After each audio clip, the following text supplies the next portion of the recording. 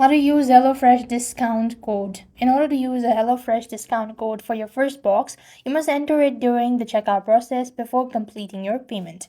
So here's what you need. First thing, open the HelloFresh app onto your device.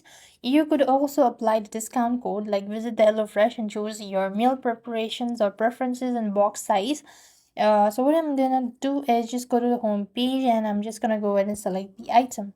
Now I'm just gonna go ahead and add to grocery list, and you can go ahead and select confirm unit. After which, just go ahead and select the add button. Now that I've added the product, I can just go ahead and select open list. This is basically your card icon.